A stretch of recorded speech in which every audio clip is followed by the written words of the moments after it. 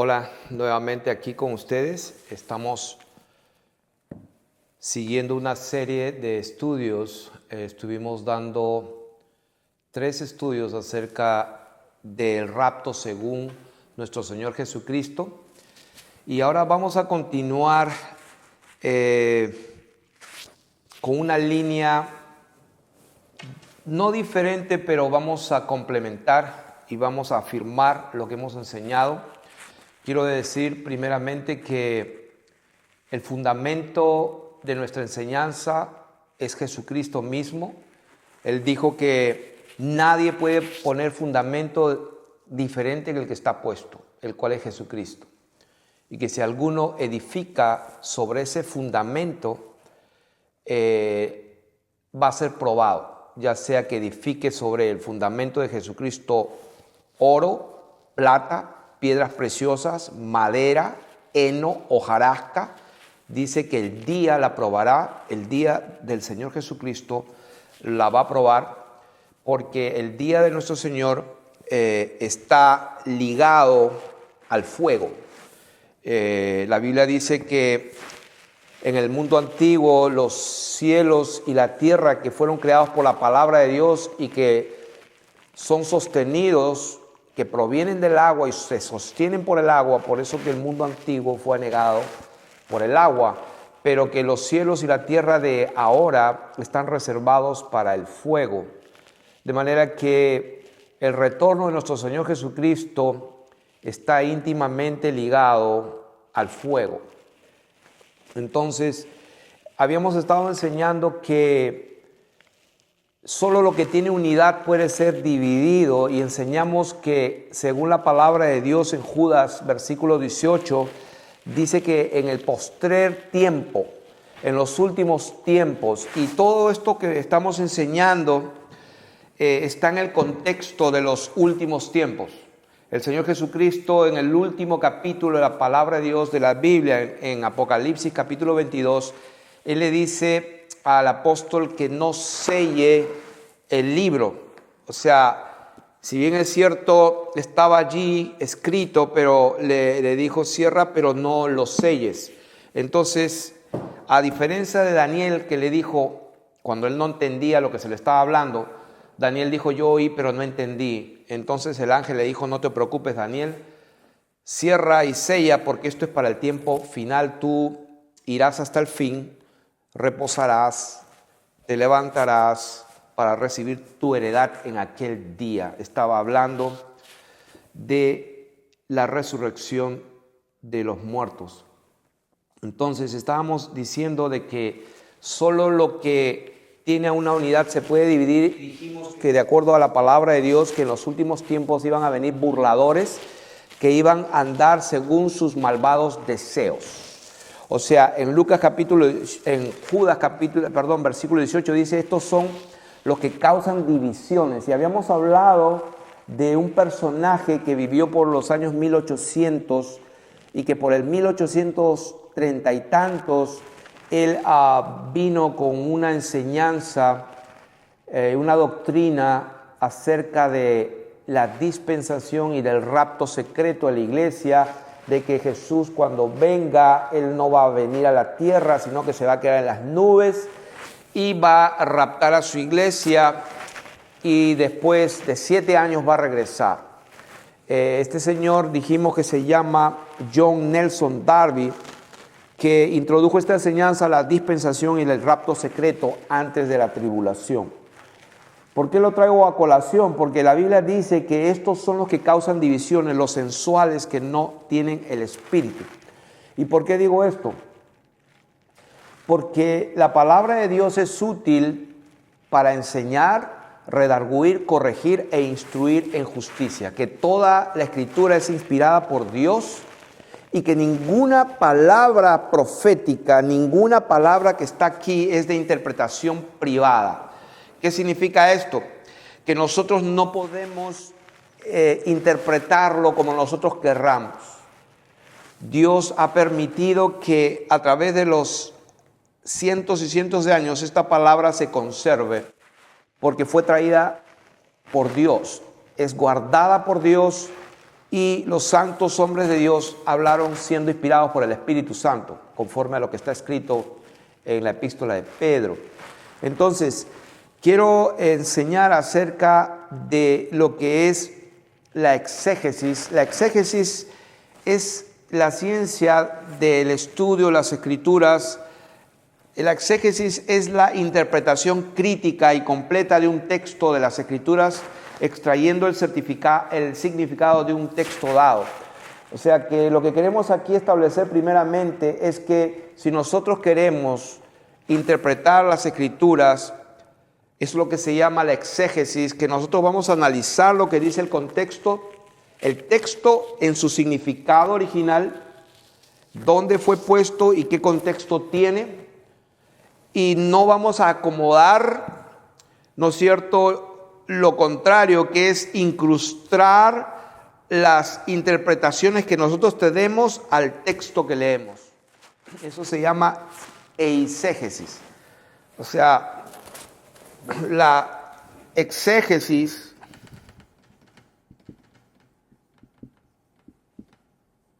es el texto de las Escrituras dentro del contexto. ¿Qué significa? ¿A quién va dirigido?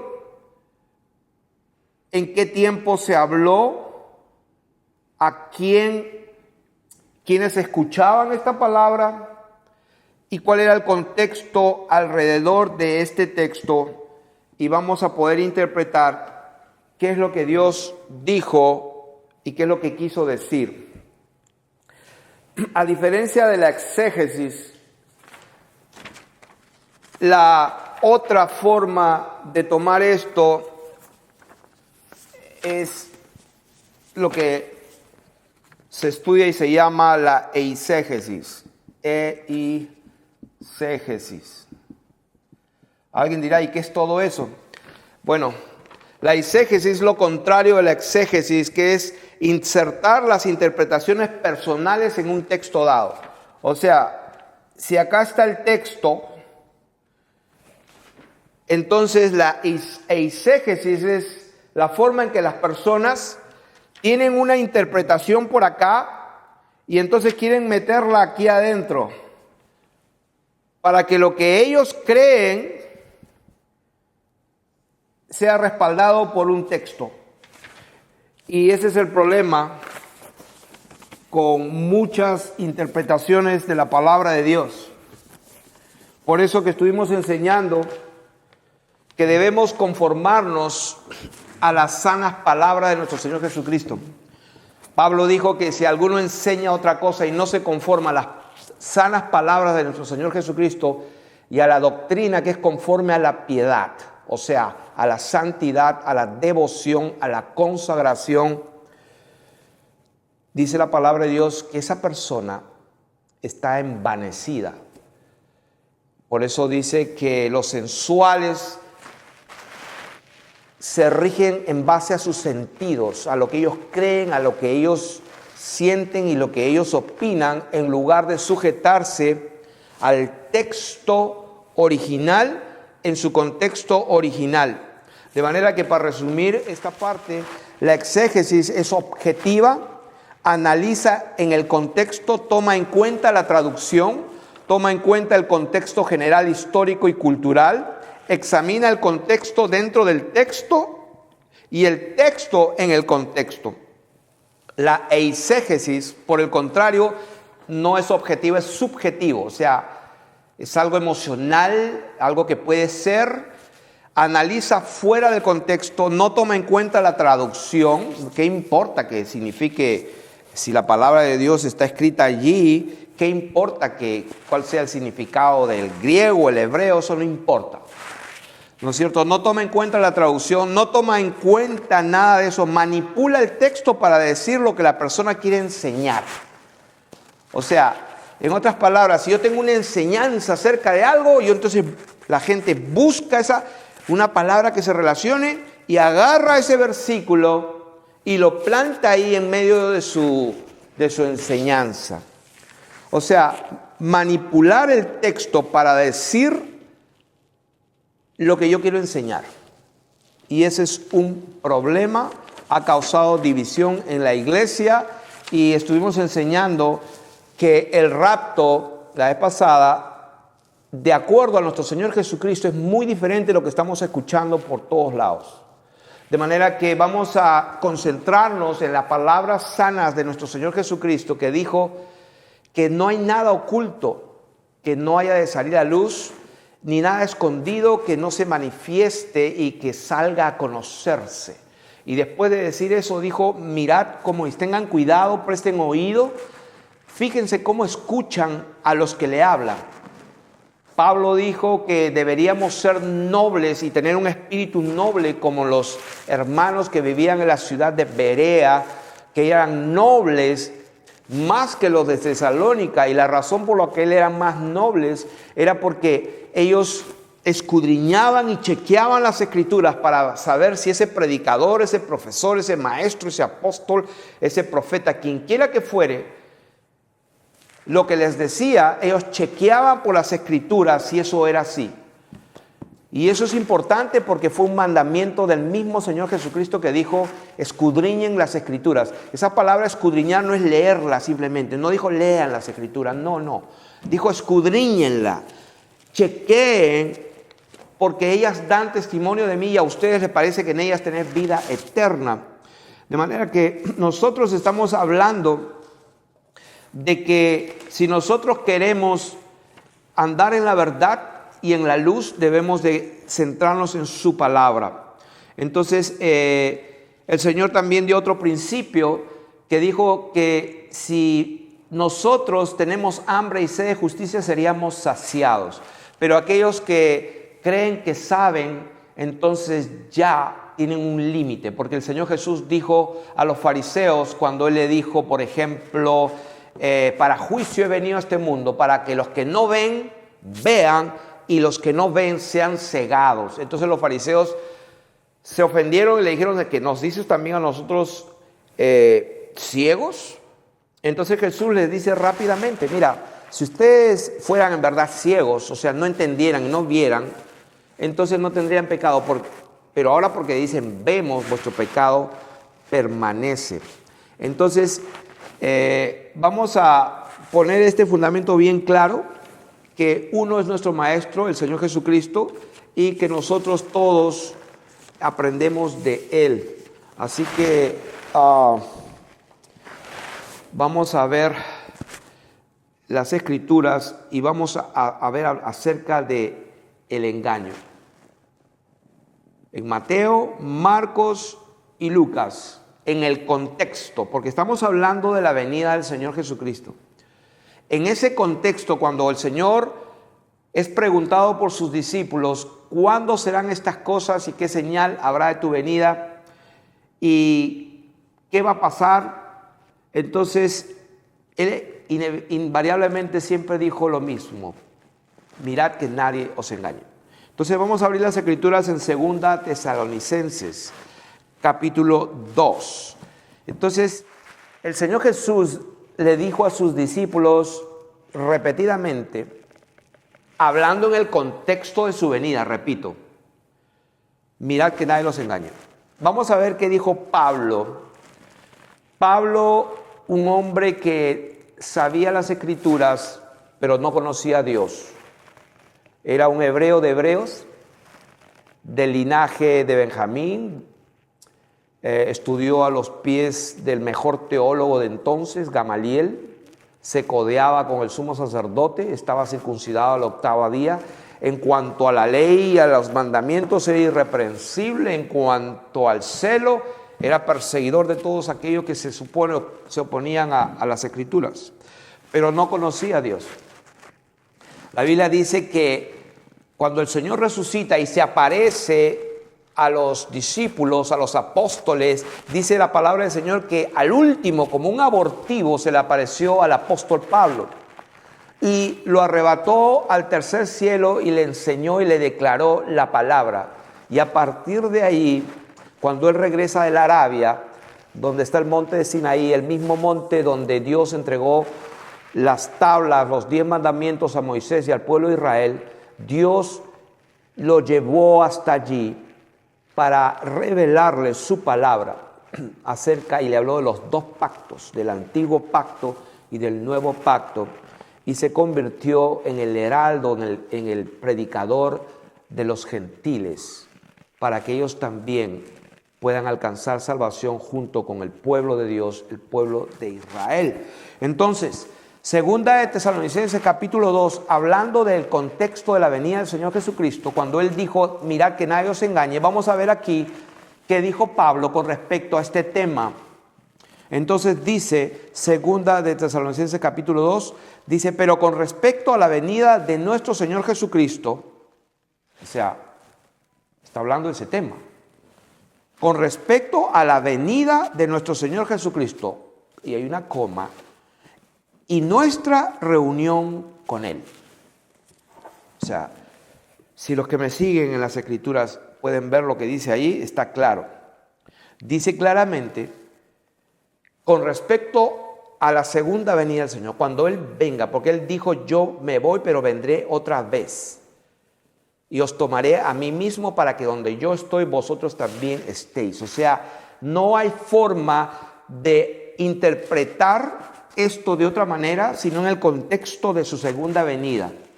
Eso es lo que estamos hablando acerca de exégesis. La exégesis es la forma de estudiar las Escrituras, de estudiar el texto dentro de lo que se está hablando, en el contexto de que se está hablando. Y aquí se está hablando de la venida del Señor. O sea, vamos a ver entonces qué es lo que pasa en ese contexto. Segunda de Tesalonicenses capítulo 2 dice, con respecto a la venida de nuestro Señor Jesucristo y esa palabra y nuestra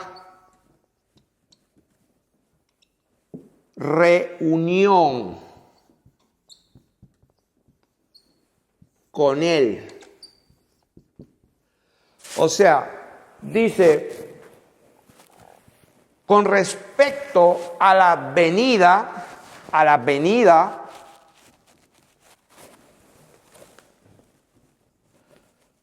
de nuestro Señor Jesucristo, y lo dice ahí bien claramente, y nuestra reunión con Él. Eso es lo que es el rapto. La palabra rapto no está en la Biblia, como algunos están enseñando por ahí y dicen sí, pero tampoco la palabra Biblia está en la Biblia, porque biblos en griego es libros. Sin embargo, la palabra arpazo está registrada, por ejemplo, cuando el Espíritu tomó a Felipe, cuando le estaba predicando el eunuco y lo traspasó y se encontró en Azoto, en otro lugar predicando, y esa palabra es arpazo. Entonces, dice que seremos arrebatados. Estamos hablando de que el Señor dijo que Él vendría otra vez, nos tomaría, dice, os tomaré a mí mismo y estarán conmigo para siempre. Esto es lo que es nuestra reunión con Él.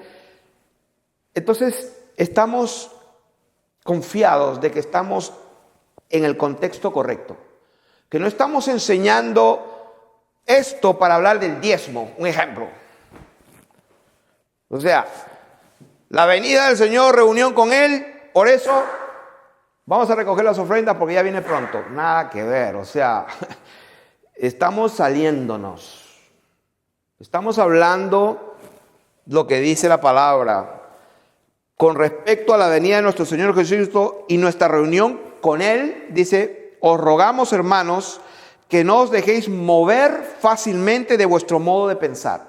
O sea, que no tambaleen, que no se muevan de aquí para allá. ¿Por qué? Porque pareciera, como dice la Biblia, que en los últimos tiempos van a venir burladores conforme a sus propios deseos, que causan divisiones, que no tienen el Espíritu Santo. ¿Quiénes son los que no tienen el Espíritu Santo? Los sensuales, que se guían de los sentidos, de lo que escuchan, de lo que hablan, de lo que sienten, de lo que miran. Los sentidos, esos son los sensuales, que no se guían de las Escrituras tal y cual están escritas. Esos causan divisiones. Y vemos acá que Dios nos está aconsejando de que no nos dejemos mover ¿Mover de qué? Dice, mover de nuestro modo de pensar, ni os conturbéis ni por espíritu, ni por palabra, ni por carta como si fuera nuestra, en el sentido, o sea, ¿de qué está hablando? En el sentido de que el día del Señor está cerca. O sea, está claramente hablando lo que dijo al principio, la venida y nuestra reunión con Él. Que dice, no se dejen mover acerca de esto. ¿Por qué? Versículo 3 repite las mismas palabras de nuestro Señor Jesucristo. Cuando enseñamos el rapto de acuerdo a nuestro Señor Jesucristo, quisimos enseñar tan solamente las sanas palabras de nuestro Señor Jesucristo en Mateo, Marcos y Lucas, y también en Apocalipsis, porque Apocalipsis es la revelación de Jesucristo. Entonces quisimos solamente concentrarnos en las sanas palabras de nuestro Señor Jesucristo, pero la Biblia dice que toda la Escritura es inspirada por Dios y útil para enseñar, redarguir, corregir e instruir en justicia, y que nosotros no tenemos que avergonzarnos, que tenemos que presentarnos delante de Dios como obreros aprobados delante de Dios, que no tenemos que por qué avergonzarnos, porque usamos y trazamos y dividimos la palabra de Dios conforme a lo que está escrito y no conforme, como enseñamos al principio, no conforme a nuestras interpretaciones y meterlas en el contexto para que enseñemos lo que queremos enseñar. No es así. Entonces, repito, el Señor Jesús dijo con respecto a su regreso y a la reunión que nosotros vamos a tener con Él, Él dijo que nadie los engañe. Pablo en 2 Tesalonicenses capítulo 2 vuelve a decir lo mismo en el versículo 3. Dice que nadie os engañe en ninguna manera. ¿En cuántas maneras? En ninguna. ¿Por qué? Lo dice ahí. Porque no vendrá sin que antes, o sea, no vendrá ¿quién? Porque dice, nadie os engañe en ninguna manera porque no vendrá. Pregunta, ¿no vendrá quién? Lo dice en el versículo 1. Con respecto a la venida de nuestro Señor Jesucristo, a la venida de nuestro Señor Jesucristo y nuestra reunión con Él, está hablando de eso. Dice, nadie os engañe en ninguna manera, que no lo muevan, porque dice, porque no vendrá. ¿Quién? El Señor Jesucristo. No vendrá sin que antes venga la apostasía y se manifieste. No vendrá sin que se manifieste. Una cosa es que esté en acción el misterio de la iniquidad, que salgan muchos anticristos, muchos falsos profetas, pero otra cosa es que se manifieste ¿quién? Ahí lo dice, no tengo que interpretar nada, está escrito. El que tiene oídos para oír, oiga. El Señor Jesús dijo, yo conozco mis ovejas y mis ovejas me conocen, porque mis ovejas oyen mi voz y me siguen, no siguen la voz del extraño. De manera que, como dicen las Escrituras, el que es de Dios nos oye, el que no es de Dios no nos oye. Entonces, el que es de Dios, las palabras de Dios oye. ¿Qué dice la palabra de Dios?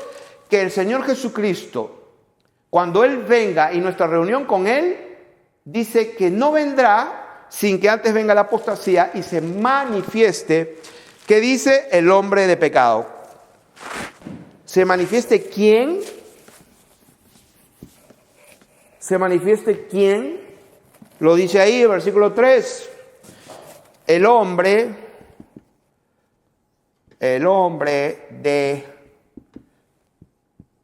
pecado. ¿Y quién es este hombre de pecado? Lo dice ahí, el hijo de perdición, el cual se opone y se levanta contra todo lo que se llama Dios o es objeto de culto, tanto que se sienta en el templo de Dios, haciéndose pasar por Dios.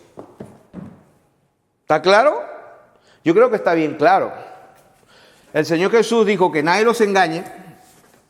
Pablo dice, mira que nadie los engañe en ninguna manera, porque el Señor Jesús no vendrá y nuestra reunión con Él no va a suceder sin que antes se manifieste el anticristo.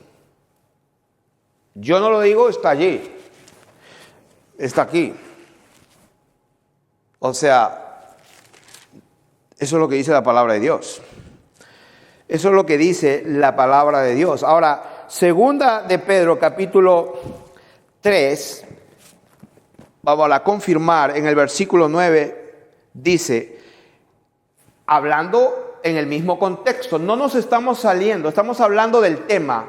Pedro está hablando del tema. Capítulo 3 de segunda de Pedro dice, sabiendo primero esto, que en los postreros días vendrán burladores andando según... Estamos hablando de los postreros días. Y en el versículo 9 dice, el Señor no retarda su promesa, según algunos la tienen por tardanza, sino que es paciente para con todos, no queriendo que ninguno perezca. O sea, el Señor no es que retarda, sino que Él es paciente. Por eso la palabra de Dios dice que nadie los deje moverse de su forma de pensar, porque el Señor Jesús no va a venir sin que antes se manifieste el hijo de pecado o el anticristo o la bestia. Entonces, dice el versículo 10, ¿por qué? O sea, lo dice ahí. El Señor no es que retarda, sino está siendo paciente. ¿Por qué? Porque cuando Él venga, dice allí, porque el día del Señor vendrá como ladrón en la noche. Otro versículo de la Biblia dice que vendrá como un lazo sobre todos los moradores de la tierra. Por eso el Señor dijo, velad y orad, porque no sabéis a qué hora el Hijo del Hombre vendrá. Es como un lazo. Por eso dice el Señor, como un ladrón en la noche. No significa en secreto, significa factor sorpresa. Y ahí lo dice. Pero el día del Señor vendrá como ladrón en la noche, en el cual, o sea, el día del Señor, repito, pero el día del Señor vendrá como ladrón en la noche, en el cual, o sea, en ese día, dice, los cielos pasarán con gran estruendo y los elementos ardiendo serán deshechos y la tierra y las obras que en ella haya serán quemadas. O sea, factor fuego, como dijimos al principio. Entonces, en el versículo 11 continuamos leyendo segunda de Pedro, capítulo 3. ¿De qué está hablando el contexto? Está hablando del día que el Señor Jesucristo regresa. ¿Cómo podemos saber eso? Lo dice en el versículo 3, repito, en los postreros días. Luego en el 9 dice que el Señor no es que tarda su promesa o su regreso, sino es que es paciente. Que Él viene como un ladrón por sorpresa. En ese día los cielos van a reventar con gran estruendo, va a ser bullicioso y los elementos ardiendo y las obras que hay, o sea, en la tierra y todo lo que hay va a ser quemado. O sea, factor fuego. Versículo 11, puesto que todas estas cosas han de ser deshechas, ¿cómo no debéis vosotros andar en santa y piadosa manera de vivir? Y aquí estamos cumpliendo el llamado del Señor.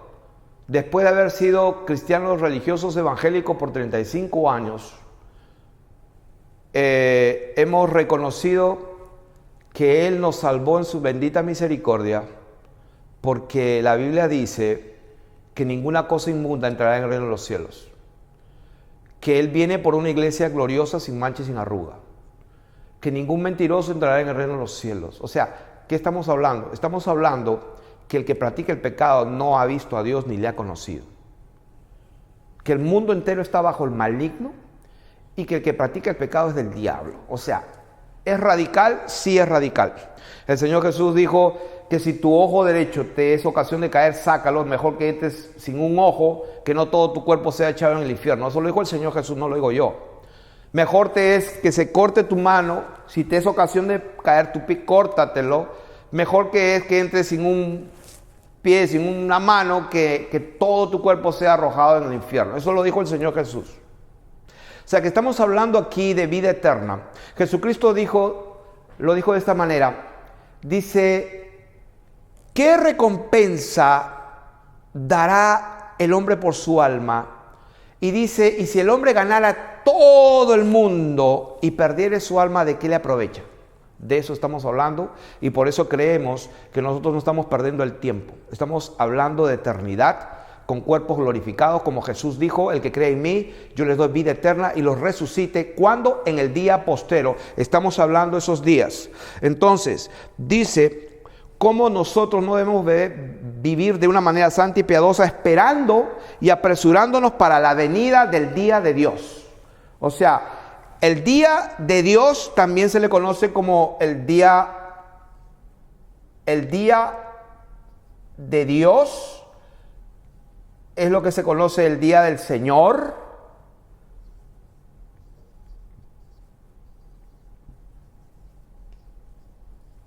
El día de su segunda venida. ¿Dónde está eso?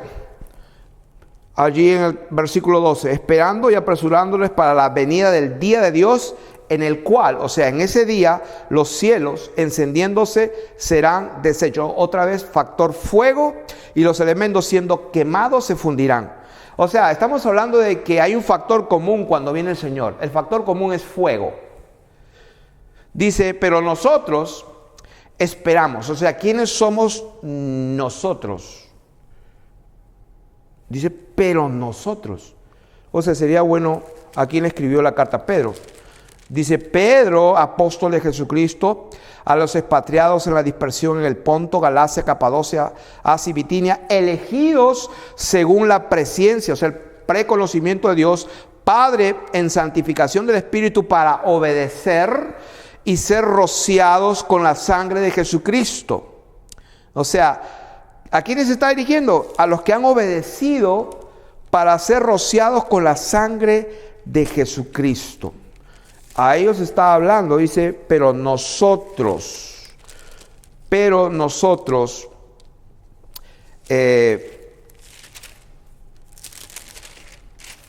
esperamos según su promesa cielos nuevos y tierra nueva. Voy a leer el 14. Por lo cual, o sea, sabiendo esto, oh amados, estando en espera de estas cosas, procurad con diligencia ser hallados por Él. Y en eso quiero concentrarme en este momento. Lo que nos interesa a nosotros es cómo vamos a estar nosotros cuando Él venga. Como dijo Pablo, con respecto a la venida del Señor y nuestra reunión con Él, ¿qué va a pasar con nosotros? Nosotros, dice el versículo 3, el versículo 14, por lo cual, estando en espera de estas cosas, procurad con diligencia ser hallados por Él. Ser hallados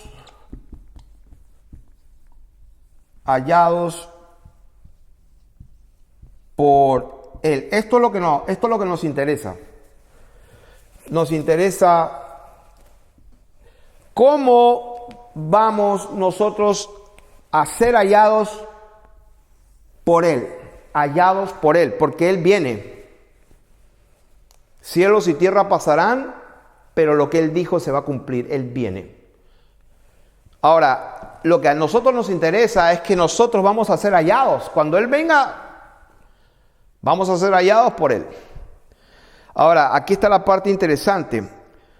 Dice, procurad con diligencia ser hallados por Él sin mancha e irreprensibles, en paz.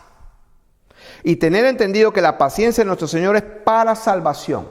Y quiero aclarar esto, por acá yo no soy un predicador que predica catástrofe y mala suerte y desgracia. No. Yo estoy predicando lo que dice la palabra y una cosa la quiero poner en claro, que las promesas de protección de Dios para su pueblo son claras. Y las voy a leer en un rato, pero quiero establecer el principio de la palabra de que Él desea que nosotros estemos sin mancha, irreprensibles, en paz cuando Él venga.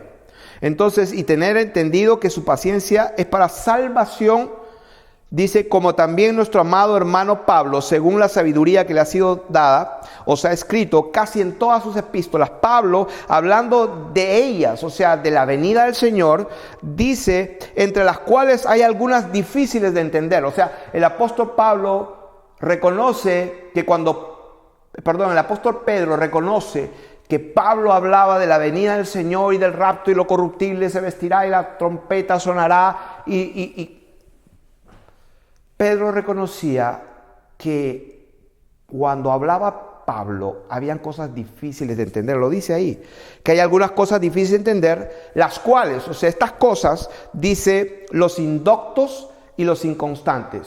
Los indoctos son los neófitos que no escudriñan la palabra, que no examinan e interpretan la palabra en su contexto correcto, que no interpretan, que no extraen el verdadero significado de esa palabra en ese lugar y en ese contexto.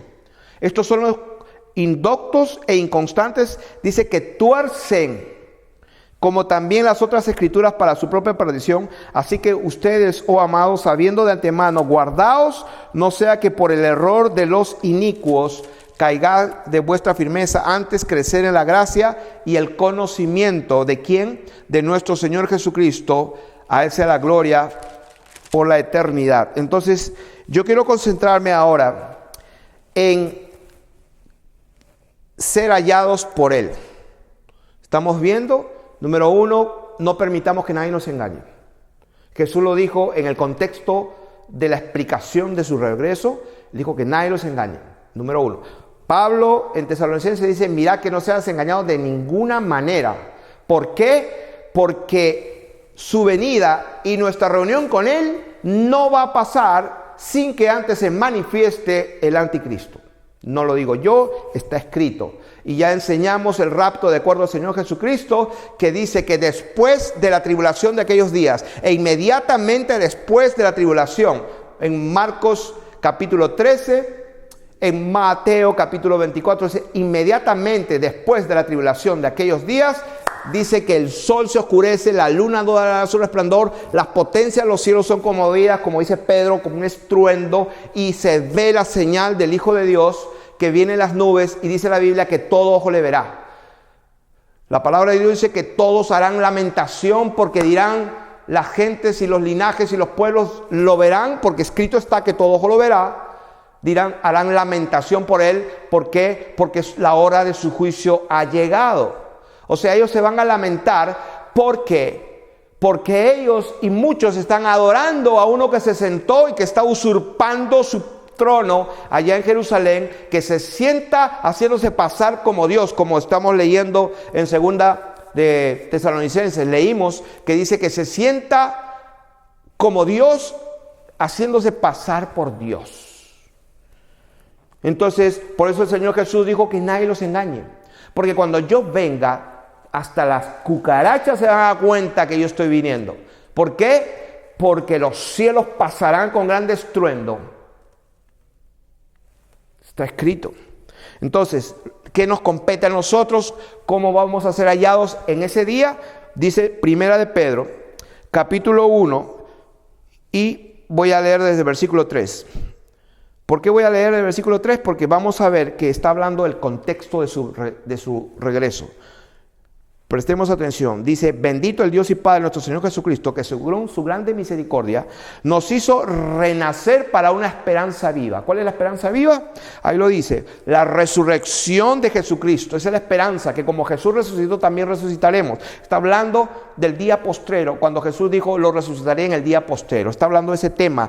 Dice, para una herencia incorruptible. Esto, corruptible se vestirá de incorrupción. Por eso está hablando de ese tema. Para una herencia incorruptible, incontaminada, inmarcesible, reservada, ¿en dónde? En los cielos. ¿Por qué está reservada en los cielos? Porque Cristo, nuestra vida, cuando se manifieste, también nosotros seremos manifestados con Él en gloria. Entonces está hablando de ese tema. Dice que sois guardados por el poder de Dios mediante la fe. ¿Qué significa esto?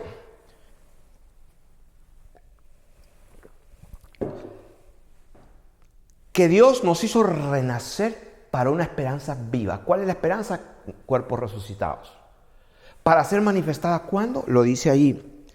Dice, guardados por el poder de Dios mediante la fe para alcanzar la salvación que está preparada para ser manifestada en el tiempo postrero. ¿Cuándo va a venir la manifestación de esta salvación?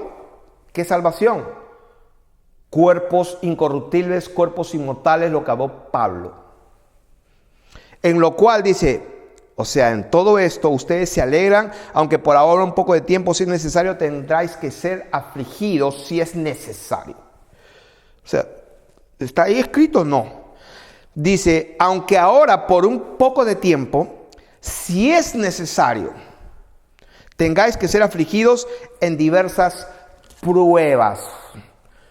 Quiero recordarles que en Hechos capítulo 14, Pablo también dijo que es necesario, 22, Hechos 14, 22, no lo digo yo, lo dijo Pablo, el apóstol de Jesucristo. Él dijo en Hechos 14, 22, es necesario que a través de muchas tribulaciones entremos en el reino de los Dios, en el reino de los cielos. Eso no lo dije yo, lo dijo el Señor a través de Pablo. Entonces, dice Pedro, hablando de la segunda venida, dice, en lo cual vosotros os alegráis, aunque ahora por un poco de tiempo, si es necesario, tengáis que ser afligidos en diversas pruebas, para que sometida a prueba vuestra fe, mucho más preciosa que el oro, aunque perecedero, se prueba con fuego. El oro se prueba con fuego. Esto no es oro, pero es plata. Y vamos a suponer que se produce un fuego aquí alrededor de este escritorio. Lo que es el papel, lo que es la madera, va a destruirse, excepto la palabra de Dios. Pero todo lo demás se va a quemar. No lo digo yo, lo dice la Biblia. Para que sometida a prueba vuestra fe, mucho más preciosa que el oro, el cual aunque perecedero se prueba con fuego, dice, sea hallada. Me parece, conocí esa palabra. Sea hallada. Seamos hallados. Nuestra fe que se va a probar por fuego sea hallada como en alabanza, gloria y honra. ¿Cuándo va a suceder esto? Lo dice allí. Cuando sea manifestado Jesucristo. O sea que cuando el Señor Jesucristo venga y se manifieste, Él quiere que seamos hallados santa, piadosamente, irreprensibles, y que nuestra fe esté en gloria, honra y alabanza. Dice, cuando Jesucristo sea manifestado, a quien amáis sin haberle visto, en quien creyendo, aunque ahora no lo veáis, os alegráis con gozo inefable y glorioso, obteniendo el fin de vuestras almas, o sea, obteniendo el fin de vuestra fe. ¿Cuál es el fin de nuestra fe? Es la salvación de nuestras almas. Y por eso estamos aquí enseñando la palabra de Dios, para que no seamos engañados y no nos dejemos mover de nuestra forma de pensar con respecto a la venida del Señor Jesucristo y nuestra reunión con Él. Que nadie nos mueva, porque no va a venir el Señor sin que antes se manifieste el anticristo, el hijo de pecado, el hijo de perdición, el cual se sienta en el trono de Dios haciéndose pasar como Dios. Cuando Jesús venga con fuego, la Biblia dice que cuando Él venga va a destruirlo con el resplandor de su regreso. Cuando Él venga viene fuego, y es por eso que Dios va a traer fuego a la tierra como un lazo. Como dice Pedro, el día del Señor como ladrón. Ese día los cielos pasarán con gran estruendo y los elementos ardiendo se quemarán, y la tierra y todo lo que hay en ella será quemada. Eso no lo digo yo, lo dice la Biblia. ¿Qué significa esto? Que cuando Jesús viene fuego a todo. Entonces lo que la palabra de Dios dice, que lo único que va a quedar es lo que es oro, lo que es plata y lo que es piedra preciosa.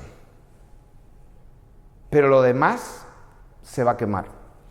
Por eso es que la palabra de Dios dice en Primera de Corintios, capítulo 3, hablando del mismo tema. Dice, porque nadie puede poner otro fundamento que el que está puesto, el cual es Jesucristo. ¿Dónde está eso? 1 Corintios capítulo 3, versículo 11. Nadie puede poner otro fundamento que el que está puesto. ¿Cuál es ese fundamento? Jesucristo, lo que Él dijo. Hebreos 13:8 dice, Jesucristo es el mismo ayer, hoy y por los siglos. Y el contexto de ese versículo no está hablando de otras cosas, de milagro, lo que caminó, No. El contexto de que Jesús es el mismo es que lo que Él dijo es lo que quiso decir. Porque el versículo anterior, el 7, dice, no se olviden de vuestros pastores que os hablaron la palabra de Dios. Y el otro versículo siguiente, el 9, dice, no se dejen llevar de palabras y de doctrinas extrañas y ajenas. O sea, ¿qué significa? Que el centro de esos extremos es Jesucristo, lo que Él dijo, eso se cumple. Entonces el fundamento es su palabra, y si sobre ese fundamento alguno edificare oro, plata, piedras preciosas, ¿no es cierto? Y luego dice madera, heno y hojarasca, o sea, paja. La obra de cada uno será manifestada porque el día la declarará. ¿Dónde está eso? 1 Corintios 3:13 dice, el día la declarará. ¿Qué día? Está hablando cuando Jesús venga. Pues por el fuego será revelada, y la obra de cada uno, cual sea el fuego, la probará. Si permaneciere la obra de alguno que sobreedificó, recibirá recompensa. Y si la obra de alguno se quemare, él sufrirá pérdida, si bien él mismo será salvo, aún así como por fuego. O sea, en otras palabras, cuando el Señor Jesucristo venga y tú no estás en la condición que tenía Sadrach, Mesach y Abednego, te aseguro que el fuego te va a quemar. Dice, será salvo pero como por fuego, o sea, se quemó. Y se salvó, sí, pero se quemó. No va a tener el privilegio de estar en la primera resurrección. ¿Por qué? Porque la palabra de Dios dice que bienaventurado el que tiene parte en la primera resurrección, porque la segunda muerte no tiene potestad sobre ella. La Biblia dice que Jesucristo viene por una iglesia gloriosa, sin mancha y sin arruga. Y todos los que han vencido y han lavado sus ropas, Dios los ha hecho reyes y reinarán con Él 1000 años. Pero los otros muertos, dice, no van a resucitar hasta el juicio final del trono blanco, donde se van a abrir varios libros, mínimo 3, los libros de todo lo bueno que hiciste y de todas las cosas malas que hiciste, y también se va a abrir otro libro que es el libro de la vida. Entonces, si tu nombre está escrito en el libro de la vida, entras al gozo, al cielo y a la eternidad con Dios. Pero si el nombre tuyo no está escrito, entonces dice que será echado al lago de fuego y azufre. Eso no lo digo yo, está escrito. Entonces, ¿quiénes son aquellos? Y no vamos a imaginarnos quiénes son los que fueron hallados por Él, que cuando Él vino con fuego, y que cuando Él venga, el inicuo, cuyo advenimiento es por obra de Satanás, o sea, estoy hablando del hijo del pecado, dice que cuando el Señor Jesús, cuando Él venga, solamente su resplandor lo va a quemar y lo va a destruir. ¿Dónde está eso? Eso está en la palabra de Dios, allí en Tesalonicenses, para leerlo así, porque esa parte es importante. Dice, y entonces se manifestará aquel inicuo a quien el Señor matará con el espíritu de su boca y destruirá con el resplandor de su venida. O sea, solamente el resplandor y la gloria de Dios lo va a fulminar. O sea que eso no va a ser ni una pelea. Pero miren lo que dice para nosotros. Pero nosotros debemos dar siempre gracias a Dios con respecto a vosotros, hermanos, amados por el Señor, de que Dios nos ha escogido desde el principio para salvación. Y eso es lo que quería decir. De acá lo estamos trayendo de gracia y malas noticias. El Evangelio son buenas noticias de salvación.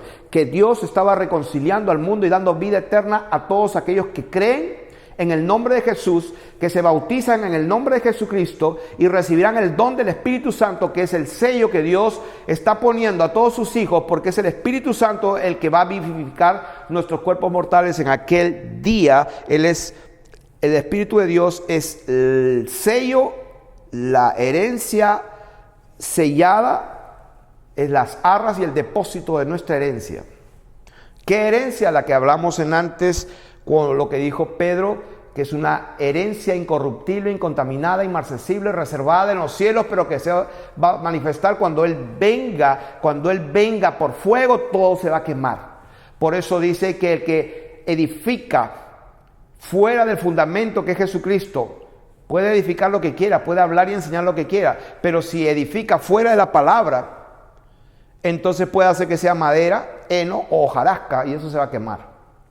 Entonces, ¿qué dice la palabra del Señor? Estábamos hablando de que vamos a ver directamente en Apocalipsis ese día, porque Apocalipsis nos adelanta de este día. Entonces, ser hallado en Él cuando Él venga, que el día va a declarar la hora de cada uno. Y Jesús dijo: pero mirad por vosotros mismos, orad y velad, para que seáis tenidos por dignos de estar en pie delante del Hijo del Hombre. ¿Dónde está esto? Lucas capítulo 21, versículo 35 y 36. Dice: velad pues en todo tiempo orando, que seáis tenidos por dignos de escapar de todas estas cosas que vendrán y de estar en pie. ¿Dónde está eso? Lucas capítulo 21, versículo 35 y 36. Ese día hay que estar en pie. O sea, ese día cuando Dios venga, porque es el día de Dios, el día del Señor, Él quiere que seamos hallados. ¿Cómo vamos a ser hallados? Dios quiere que seamos hallados y estemos en pie. ¿Dónde está eso? Lucas capítulo 21. Velad y orad en todo tiempo, para que seáis tenidos por dignos, para que cuando Él venga estemos hallados de pie. ¿Dónde está eso? Porque como un lazo vendrá sobre todos los que habitan sobre la faz de la tierra. Y quiero aclarar esto: la tribulación y la gran tribulación y los juicios de Dios no los trae el anticristo, por si acaso. No sé a quién se le ocurrió la idea de que los caballos del Apocalipsis y las trompetas y los sellos, eso es una gran tribulación que el diablo va. No. Así no es. Los juicios los trae Dios. Los sellos son de Dios. El libro es de Dios. Se abre por Dios. Los ángeles que Él envía, los envía Dios. Entonces estamos hablando lo que dijo el Señor, porque como un lazo vendrá sobre todos los que habitan en la tierra. Entonces Mateo 24 dice: velad pues, porque no sabéis a qué hora ha de venir vuestro Señor. Por tanto, sabed esto, que si el padre de familia supiese a qué hora el ladrón habría de venir, velaría y no dejaría que le roben su casa. Así pues, ustedes también estad preparados, porque el Hijo del Hombre vendrá a la hora que no pensáis. ¿Dónde está este pasaje? Lo vamos a leer. Apocalipsis capítulo 15 está allí. Ese día está aquí escrito también cómo va a ser. Y dice: vi en el cielo otra señal grande y admirable, 7 ángeles que tenían las 7 plagas postreras, o sea, las últimas plagas del juicio de Dios. Dice: porque en ellas se consumaba la ira de Dios. O sea, esta no es la ira del anticristo, por si acaso. Esta es la ira de Dios. O sea que no sé quién ha enseñado una enseñanza media rara. Esto no es la ira del anticristo. Esta es la ira de Dios. ¿Pero qué dice? En el versículo 2, vi también un mar de vidrio mezclado con fuego. O sea, ¿qué es lo que vio un mar de vidrio, es un mar. Pero dice que tenía mezclado ¿qué? Con fuego. Y dice, y a los que habían alcanzado la victoria sobre la bestia y su imagen y su marca y el número de su nombre, estaban en pie sobre el mar de vidrio con arpas de Dios y cantan un cántico nuevo y dicen: grandes y maravillosas son tus obras, Señor Dios todopoderoso, justos y verdaderos son tus caminos, Rey de los santos. ¿Quién no te temerá, oh Señor, y glorificará tu nombre? Por solo tú eres santo, y por lo cual todas las naciones vendrán y te adorarán. ¿Por qué? Porque tus juicios se han manifestado. ¿Qué significa esto? Simple, está escrito que los hijos de Dios, los escogidos de Dios, que alcanzan la victoria sobre la bestia, su imagen, su marca y el número de su nombre, están en pie en un mar de vidrio mezclado con fuego. ¿Por qué? Porque alcanzaron la victoria. ¿Por qué? Porque cuando el Señor venga, el fuego va a ser, es como el agua. Lo estuve enseñando que Dios va a usar lo que Él creó. Él creó el agua. Los cielos y la tierra provienen del agua y por el agua subsisten. Según de Pedro 3:5. El agua está compuesta de 2 moléculas de hidrógeno por una de oxígeno. Son totalmente combustibles, son más poderosas que una bomba atómica, el hidrógeno solo. Él va a usar su propia creación y el agua va a descomponerse y va a producir fuego, y eso va a quemar todo y va a quedar un mar de vidrio mezclado con fuego. Pero van a haber muchas personas paradas. ¿Quiénes son esos? Lo dice ahí.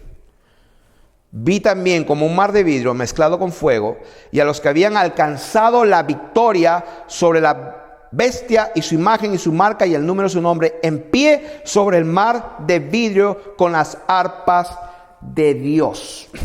¿Qué significa esto? Que los raptados, los que son hallados en Él, van a ser salvados antes que los juicios y las plagas de Dios finales vengan sobre esta tierra. Vamos a continuar con esto, y este es mucho, pero espero que escudriñen las Escrituras y no se dejen mover de lo que Jesucristo dijo.